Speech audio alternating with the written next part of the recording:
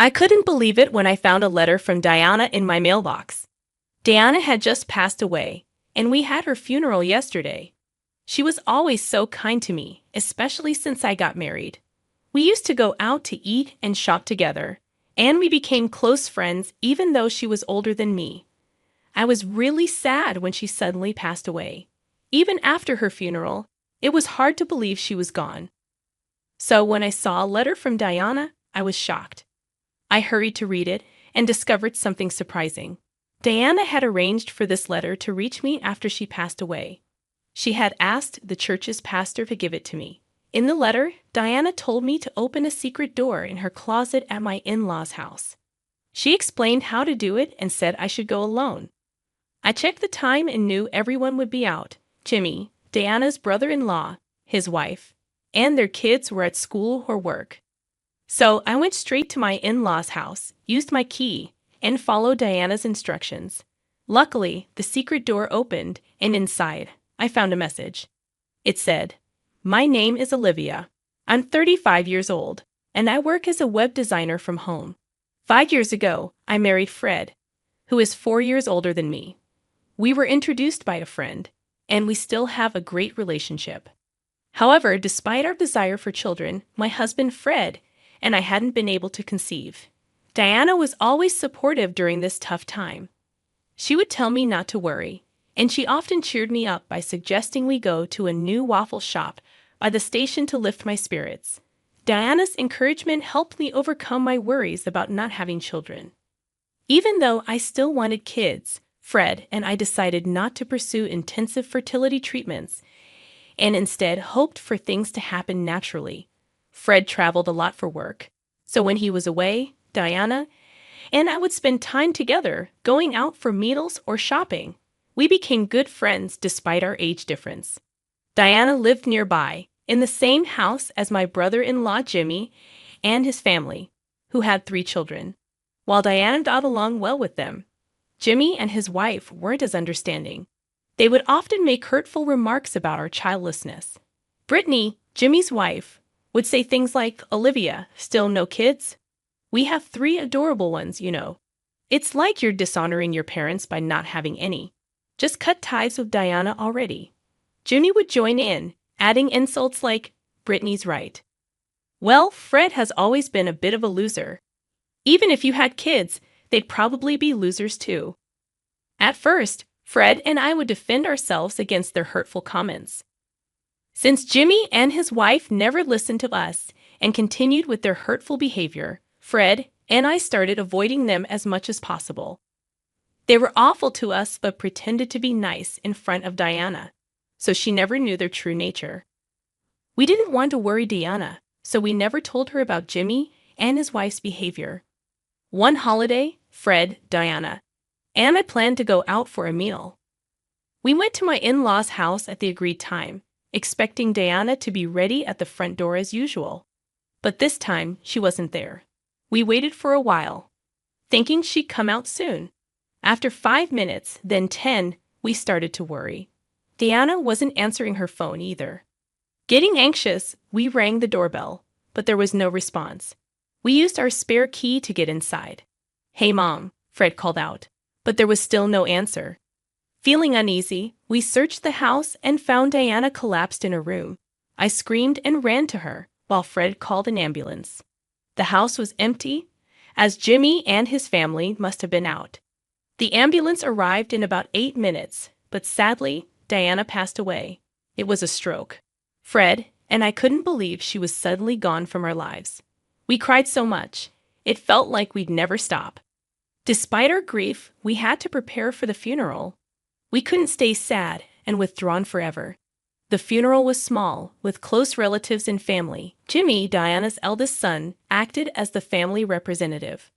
We coordinated with Jimmy for the arrangements, but I sensed he wasn't truly mourning Diana's death. At the funeral, he fulfilled his duties as a family representative, but it seemed minimal. After a brief chat with the relatives, I called for Fred as I had left the gathering abruptly.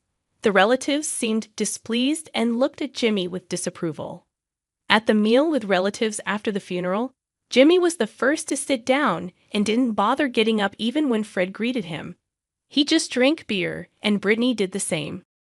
Fred and I hurriedly went around thanking the relatives for coming and sharing memories of Diana.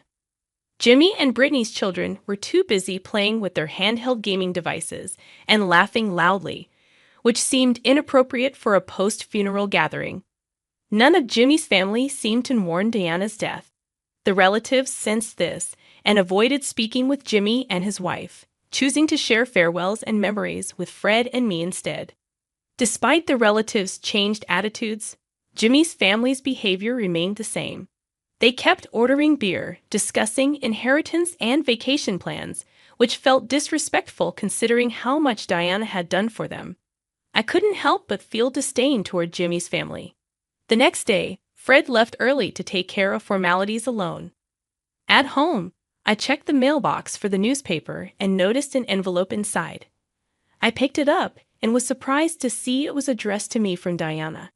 How could there be a letter from Diana? I went back to the living room to open it. Inside the letter was something unexpected.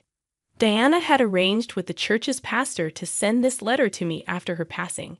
It included instructions to open a closet in Diana's room at my in-laws' house, find and open a hidden door within the closet, and contact a lawyer Diana had dealt with. The final instruction was to ensure I carefully opened the closet alone and read Diana's letter repeatedly. Though Diana had slender handwriting, it was bold and forceful.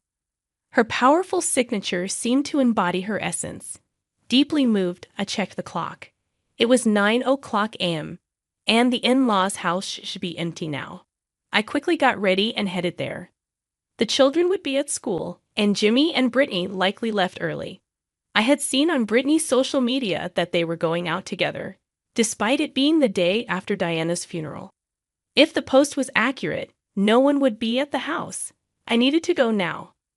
I might not get another chance. Using my key, I entered the house slowly. The absence of Diana's welcoming smile made my heart ache. Pushing back my pain, I went into Diana's room, opened the closet, and reached for the hidden door as instructed in the letter. Thankfully, it opened without a problem. I sighed with relief and checked what was inside. There were the items Diana mentioned in the letter and an additional document. I was overcome with Diana's love and almost cried, but I knew I had to leave quickly. It would be disastrous if someone came back and found me there, especially since Diana's letter instructed that I do this alone. I took the documents with me and returned home. I contacted the lawyer mentioned in Diana's letter to inform them of her passing. Just as I was about to contact Fred and Jimmy's family to plan a gathering, I received a message from Brittany. She said they had important news and wanted everyone to gather at the in-laws' house this week. What could Brittany possibly want to discuss? I had no idea. Feeling skeptical but uneasy about refusing, I decided to accept Brittany's suggestion to gather at the in-laws' house over the weekend. When Fred and I arrived, I felt tense. Jimmy and Brittany had unpleasant smirks on their faces, and their children were not around, likely left with someone else. As soon as we sat down, they presented us with a document. "This is Diana's will," Brittany declared confidently. The signature on the will was indeed Diana's, and it stated that all her assets were to be inherited by Jimmy and his wife. It says here that we, the couple, are to inherit the entire estate. So you guys won't get a single cent from the inheritance. Too bad? Jimmy laughed vulgarly, his face twisted in an ugly grin. Fred was perplexed, but I silently stood up and returned with Mr. Smith, the lawyer who had been waiting outside. Jimmy and Brittany were confused by the sudden appearance of the lawyer, and Fred was surprised, not knowing the lawyer had been waiting outside. "This is Mr. Smith, a lawyer who Diana had been close with for many years," I introduced briefly. Jimmy and Brittany's expressions turned to anger. "A lawyer? Why did you bring someone like that here?" Jimmy shouted. "It was Diana's instruction. She wanted Mr. Smith to help with the property settlement agreement to make things smoother," I explained. "We don't need a lawyer." Jimmy slammed his hand on the table, gesturing to Diana's will. Mr. Smith calmly raised his hand. Are you certain this document was entirely written by Diana herself? He asked. Of course it is, Jimmy replied loudly. Mr. Smith shook his head sadly. This cannot be recognized as a valid will. A holographic will must be entirely handwritten by the person themselves. Mr. Smith pointed out that while the word will at the beginning and Diana's signature at the end were handwritten, the rest of the document looked like it had been printed from a computer. The once noisy room fell silent. In a panic, Jimmy reached for the will. But that changed nothing. The printed text remained unchanged. Could this will have been forged? Mr. Smith asked calmly.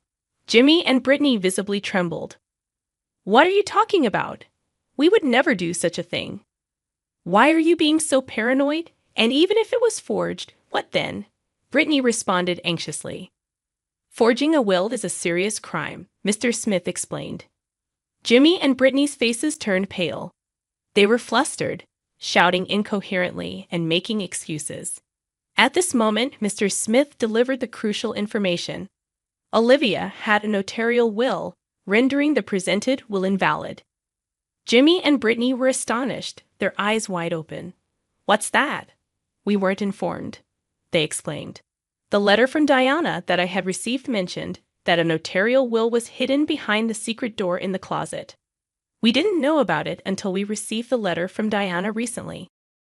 Diana revealed the location of this will in the letter, which contained not only practical matters, but also explanations about why the notarial will was made and why it was disclosed to me.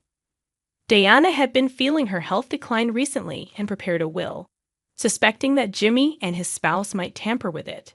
Despite my assumption that Diana was completely unaware of Jimmy and his spouse's true nature, it appears Diana had some inkling of their greed for money. The notarial will stated that the estate was to be equally divided between Jimmy and Fred. Jimmy and Brittany were in shock, their eyes wide with astonishment. At that moment, Jimmy seemed to have an epiphany and exclaimed loudly, "That's right. But the beneficiary of Mom's life insurance is me, isn't it? It must be set to me, the eldest son." I announced in a cold voice, in addition to the notarial will, Diana also entrusted me with a life insurance policy. I am named as the beneficiary. Inside the hidden door of the closet, there was not only the notarial will, but also the life insurance policy. Jimmy and his wife stared at the documents in disbelief. I didn't hear about this. I don't know anything about this, Jimmy protested, banging on the table. It's normal not to be notified when the beneficiary of a life insurance policy is changed, I replied calmly. Fred, looking puzzled, asked me, when did Mom entrust Olivia with these? I had no idea. Did she not want to tell me? I smiled at Fred and explained, it was written in the letter from Diana. She wanted to tell you as well, but it was safer to entrust it to just me to avoid Jimmy and his wife catching on. I see. You and Mom were really close after all, Fred remarked. While Fred and I were talking, Brittany interrupted us hysterically. I won't accept this. Why should you, whom never even showed Diana your children, inherit her estate? This is ridiculous. I can't accept this at all. That's right. You childless ingrates don't deserve Mom's estate. We lived with her just for the inheritance.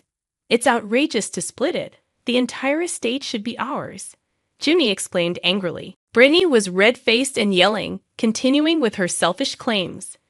We have 3 children, you know. As compensation for not giving Diana grandchildren, you should relinquish the entire estate to us for our children's future. We who gave her 3 grandchildren are far more worthy than you, so the estate should all be ours.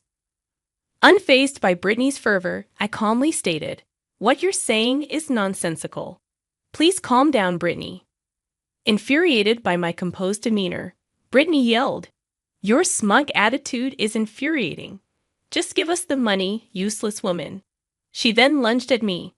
Fred and Mr. Smith quickly intervened, but Brittany managed to punch me in the head before they could stop her. Ouch! I cried out. Brittany's hands, adorned with several large rings, felt like brass knuckles, causing a dull pain that made me cry out, stop it. Fred and Mr. Smith pulled Brittany away, But she still unrestrainedly reached out to me again in her frenzy, demanding, "Give me the inheritance. I deserve it all more than you do. I have 3 children after all." Brittany's eyes were bloodshot, her face demonic. Jimmy encouraging Brittany in such a manner enraged Fred, who called the police. "Go on, do it," he urged. Soon after their arrival, Fred and Mr. Smith explained the situation to the police. Jimmy and his spouse were then taken away by the police. Left behind, Fred and I thanked Mr. Smith and decided it was best for him to go home for the day. What was supposed to be just a discussion about creating a property settlement ended up being a terrible ordeal. Fred and I solemnly agreed to visit later with some sweets as an apology. Fred was very concerned about me being hit by Brittany, but when I told him that the headache had completely subsided, he seemed relieved. Amidst the tumultuous developments, I muttered to myself, that was quite an intense experience. Then, Fred shared his thoughts with me. "You know, Brittany always makes a big deal about her kids. She's always said how great she is for giving Mom 3 grandchildren. Don't you think she's too obsessed with money?" "Indeed," I replied. Brittany had always overly emphasized her children, and her greed for money earlier was intense. "Well, yes," Fred continued. "Even with the inheritance, Diana wanted to divide it equally. Brittany's desire to claim everything was abnormal, and her terrifying demeanor while hitting me was chilling." Fred fell silent, lost in thought. "What's wrong? Is something bothering you?" I asked, unsure of what Fred was getting at. "Yeah, there's something I've been thinking about," Fred replied. "I want to suggest to my brother that we should do DNA testing for his 3 children." I was taken aback by Fred's unexpected suggestion. "DNA testing?" "Yes, and I'm thinking of suggesting an investigation into Brittany's background too. Something just doesn't sit right with me.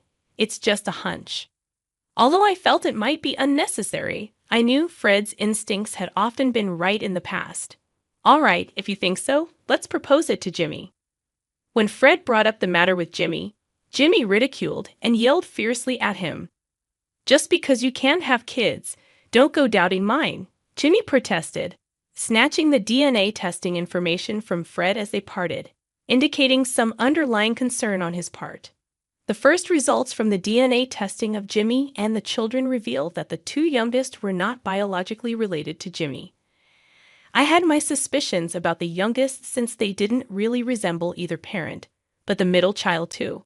Fred was speechless. Perhaps motivated by the results, Jimmy also conducted a thorough investigation into Brittany's background. It was revealed that Brittany had relationships with multiple men even before marrying Jimmy. Moreover, she had recently been discovered by the wives of her lovers, who then demanded compensation from her. Brittany, who spent more time at home than Jimmy, had been meticulously hiding this correspondence. The total amount of compensation demanded was far beyond what could be covered by Brittany's salary or savings. As a result, Brittany was desperately trying to secure Diana's entire estate for herself. Naturally, this led to a violent confrontation between Jimmy and Brittany, throwing objects at each other and engaging in a physical fight. Their confrontation escalated to the point where blood was shed, and the neighbor, unable to tolerate the noise any longer, called the police.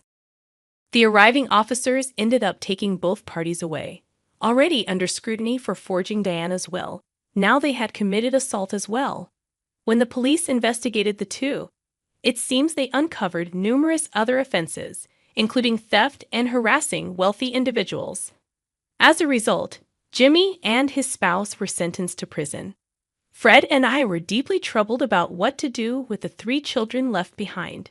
With Diana gone, we were their closest relatives. After considering taking in Brittany and Jimmy's children, we ultimately decided against it.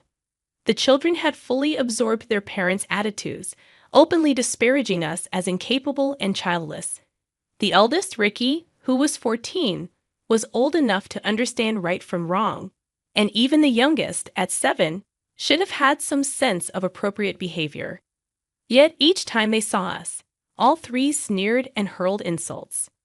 Even with their parents' arrest and being at the heart of the turmoil, Their attitudes remained unchanged. "We'd be doing you childless losers a favor by letting you raise us," Ricky remarked. Faced with such hostility, we felt neither love for the children nor the belief that we could raise them to be decent individuals.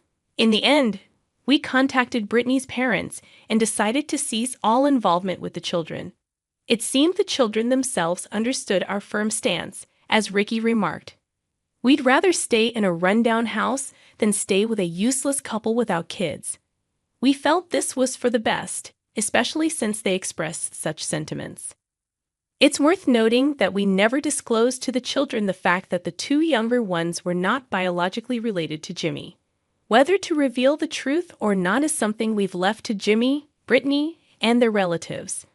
Fred and I decided to use the estate Diana left us to make a fresh start by moving to a distant location. It was a place rich in nature with lots of greenery, and both Fred and I were able to fit in quickly. There's a charming waffle shop near our new home, and every time we pass by, I think of Diana and how I would have loved to take her there if she were still alive. Soon after we moved, I was blessed with the child I had long wished for. When I used the pregnancy test and saw the positive result, I couldn't help but shout in surprise and overwhelming joy. Later, when I went to the obstetrician-gynecologist and had it confirmed by the doctor, I was assured that I was indeed pregnant without a doubt. Fred and I embraced, both of us shedding tears of joy. I couldn't help but think how happy Diana would have been if she were still alive to witness this. Additionally, the business plan I have been quietly preparing is progressing well. Both Fred and I are working hard for our forthcoming child, leading fulfilling lives filled with happiness.